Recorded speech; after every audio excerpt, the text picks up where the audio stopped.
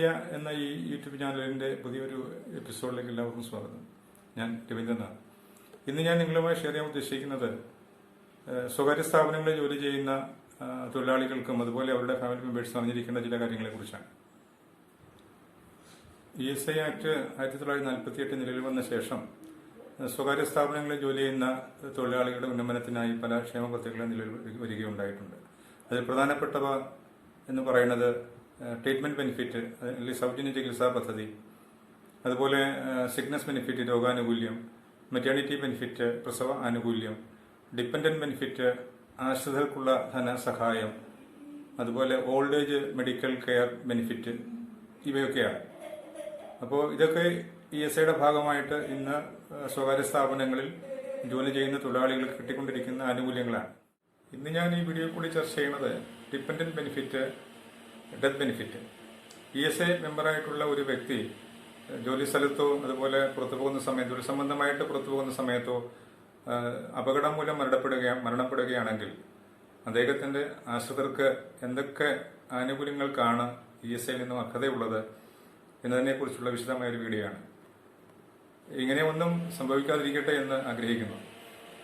Dependence benefit എന്ന് വെച്ചാൽ മരണമടഞ്ഞ വ്യക്തിയുടെ ആശ്രിതർക്കുള്ള ധനസഹായം എന്നുള്ളതാണ്.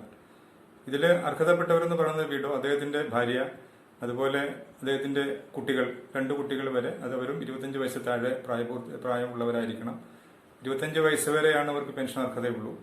അതുപോലെ ആ വ്യക്തിയുടെ മരണമടഞ്ഞ വ്യക്തിയുടെ പേരൻസ്, അച്ഛനും അമ്മയും, ഇത്രയും ആളുകൾക്കാണ് ഈ ഡിപ്പെൻഡന്റ് ബെനിഫിറ്റിന് അർഹതയുള്ളത്. ഇപ്പോൾ പെൻഷൻ സ്കീം എന്ന് പറയുമ്പോൾ ലൈഫ് ലോങ് പെൻഷൻ സ്കീമാണിത്.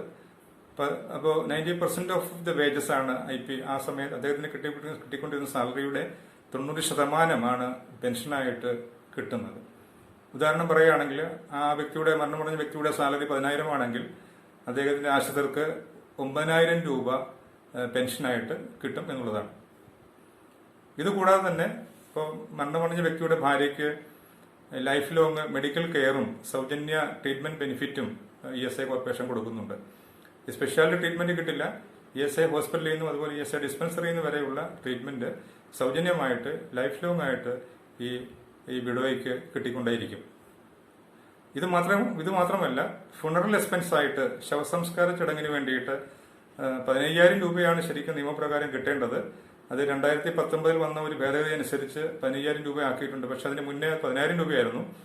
പക്ഷെ ഇപ്പോഴും മിക്ക ഓഫീസ് പിന്നെ ESI അതോറിറ്റിയും 10,000 രൂപ മാത്രമാണ് ഈ ഒരു ആനുകൂല്യമായിട്ട് കൊടുത്തുകൊണ്ടിരിക്കുന്നത്. അപ്പം അത് ഫോം നമ്പർ 22 എന്ന് പറയുന്ന ഫോമിൽ കൂടെയാണ് നമ്മൾ അപേക്ഷ കൊടുക്കേണ്ടത്. അത് ഓൺലൈനിൽ നമുക്ക് ചെയ്യാൻ പറ്റും. ESIയുടെ സൈറ്റിൽ പോയിട്ട് നമുക്ക് ഓൺലൈനായിട്ട് തന്നെ ചെയ്യാൻ പറ്റും. അല്ലെങ്കിൽ ആപ്ലിക്കേഷൻ നമുക്ക് ഓൺലൈനിൽ തന്നെ ഡൗൺലോഡ് ചെയ്തെടുക്കാനും സാധിക്കും. ഈ പറയുന്ന ക്ലെയിമുകളൊക്കെ തന്നെ വിത്തിൻ 6 മന്തിൽ മരണമടഞ്ഞ വ്യക്തിയുടെ 6 മാസം തികയുന്നതിന് മുന്നേ തന്നെ നമ്മൾ ESI അതോറിറ്റിക്ക് അല്ലെങ്കിൽ ESI ഓഫീസിൽ സബ്മിറ്റ് ചെയ്യേണ്ടതാണ്. ഈ ഡിപ്പെൻഡന്റ് ബെനിഫിറ്റിന്റെ പ്രൊപ്പോർഷൻ എന്താണെന്ന് പലരും ചോദിക്കാറുണ്ട്. അപ്പം അത് ഞാൻ വളരെ വിശദമായിട്ട് പറയാം. വിഡോയ്ക്ക് കിട്ടുന്ന ആനുകൂല്യം എന്ന് പറയുന്നത് അദ്ദേഹത്തിന് കിട്ടേണ്ട ടോട്ടൽ വേജസിന്റെ 3/5 ആണ്. ആ ഒരു വിഡോയ്ക്ക് കിട്ടേണ്ട ആനുകൂല്യത്തിന് തോതെന്ന് പറയുന്നത്. ഇപ്പോൾ കുട്ടികളാണെങ്കിൽ ഞാൻ നേരത്തെ പറഞ്ഞു 2 കുട്ടികൾ വരെയാണ് ആനുകൂല്യത്തിന് അർഹതയുള്ളൂ. അതും അവരുടെ 25 വയസ്സ് വരെ അവർക്ക് പെൻഷന് അർഹത ഉണ്ടാവുകയുള്ളൂ. അതെന്ന് പറയുന്നത് 2/5 ആണ്. ടോട്ടൽ വേജസിന്റെ 2/5 ആണ് കുട്ടികൾക്കും അതുപോലെ ജീവിച്ചിരിക്കുന്ന അദ്ദേഹത്തിന്റെ മദർ, അമ്മയ്ക്കും, അതുപോലെ അദ്ദേഹത്തിന്റെ കുട്ടികള് ഇപ്പോൾ ഡിപ്പെൻഡന്റ് ആയിട്ട് വരുന്ന കുട്ടികൾ, അവര് ഡിസേബിൾഡോ അല്ലെങ്കിൽ മറ്റെന്തെങ്കിലും ഹാൻഡിക്യാപ്ഡോ വൈകല്യമുള്ള കുട്ടികൾക്കാണെങ്കിൽ അവർക്ക് ലൈഫ് ലോങ് ആയിട്ട് തന്നെ ഈ 2/5 ആനുകൂല്യം കിട്ടിക്കൊണ്ടേയിരിക്കും. അതുപോലെ പെൺമക്കൾക്ക്, അൺമാരീഡ് കുട്ടികൾക്ക് അതും ഈ പറഞ്ഞ മാതിരി 2/5 ആനുകൂല്യത്തിന് അർഹതയുണ്ട്. വൺസ് അവർ മാരീഡായി കഴിഞ്ഞാൽ ഓട്ടോമാറ്റിക്കായിട്ട് തന്നെ ഈ ആനുകൂല്യത്തിൽ നിന്നും അവർ പുറന്തള്ളപ്പെടും.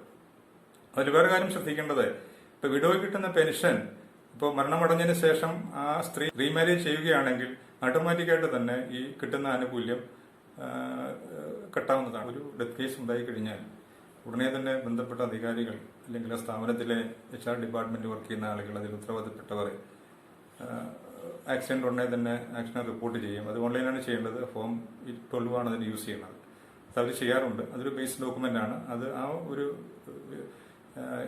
റിപ്പോർട്ട് പോയാൽ മാത്രമേ ഫ്യൂച്ചറിൽ വരുന്ന ക്ലെയിമുകൾ ESI കോർപ്പറേഷൻ അക്സെപ്റ്റ് ചെയ്യുകയുള്ളൂ. അതുപോലെ പലരും ചോദിക്കാറുണ്ട്, ഇങ്ങനെയുള്ള കേസുകളിലൊക്കെ എന്തൊക്കെ ഡോക്യുമെന്റ്സ് നമ്മൾ സബ്മിറ്റ് ചെയ്യേണ്ടതുണ്ടെന്നുള്ളത് പലരും ചോദിക്കുന്ന സംശയങ്ങളാണ്. അപ്പോൾ മെയിനായിട്ട് വേണ്ടുന്നത് FIR ആണ്, ഡെത്ത് സർട്ടിഫിക്കറ്റ് ആണ് മെയിനായിട്ട്. നമുക്ക് ഡെത്ത് സർട്ടിഫിക്കറ്റ് കിട്ടിക്കഴിഞ്ഞാൽ മാത്രമേ ഇതിന് അപ്ലൈ ചെയ്യാൻ സാധിക്കുകയുള്ളൂ. അതുപോലെ പോലീസ് തയ്യാറാക്കുന്ന FIR റിപ്പോർട്ട്, പോലീസ് തയ്യാറാക്കുന്ന എന്താ പറയുക postmortem report, police inquest report, അതുപോലെ ഹോസ്പിറ്റലിൽ അഡ്മിറ്റ് ആയിട്ടുണ്ടെങ്കിൽ അവിടെ നിന്ന് കിട്ടുന്ന ബിൽസുകളെല്ലാം തന്നെ ഒറിജിനൽ, അതുപോലെ കമ്പനിയിൽ നിന്ന് കൊടുക്കേണ്ട അറ്റൻഡൻസ്, ആ വ്യക്തി ആ സമയത്ത് ഡ്യൂട്ടിയിലായിരുന്നു, ആ ദിവസം ഡ്യൂട്ടിയിൽ ഉണ്ടായിരുന്നു എന്ന് തെളിയിക്കാൻ വേണ്ടിയിട്ട് അറ്റൻഡൻസ് രജിസ്റ്ററിന്റെ കോപ്പി വെക്കണം. പിന്നെ മരിച്ച വ്യക്തിയുടെ ID പ്രൂഫ്, അതുപോലെ ഡിപ്പെൻഡന്റിന്റെ ബാങ്ക് ഡീറ്റെയിൽ, ഏത് ബാങ്കിലാണോ അക്കൗണ്ട് ഉള്ളത് ആ ബാങ്കിന്റെ ഫ്രണ്ട് പേജ് അറ്റസ്റ്റ് ചെയ്ത ഫോട്ടോ കോപ്പിയോടൊപ്പം സബ്മിറ്റ് ചെയ്യേണ്ടതാണ്. അതുപോലെ മാരേജ് സർട്ടിഫിക്കറ്റ്, കുട്ടികൾ 25 വയസ്സ് താഴെയാണെന്ന് പ്രൂവ് ചെയ്യാൻ വേണ്ടിയിട്ടുള്ള ഒരു കുട്ടിയായാലും അവരുടെ ബർത്ത് സർട്ടിഫിക്കറ്റ്, അതുപോലെ എല്ലാവരുടെയും ഇതിന് അപ്ലൈ ചെയ്യുമ്പോൾ ഇതിൽ ഡിപ്പെൻഡന്റ് ആയിട്ട് വരുന്ന എല്ലാവരുടെയും 3 ഫോട്ടോ വീതം. ഈ ഡോക്യുമെന്റൊക്കെയാണ് സാധാരണഗതിയിൽ ഒരു ക്ലെയിമിനായിട്ട് നമ്മൾ അയക്കേണ്ടത്. ഈ വീഡിയോ നിങ്ങൾക്ക് ഇഷ്ടപ്പെട്ടുണ്ടെങ്കിൽ തീർച്ചയായിട്ടും ഷെയർ ചെയ്യുക, സബ്സ്ക്രൈബ് ചെയ്യുക. Thank you very much.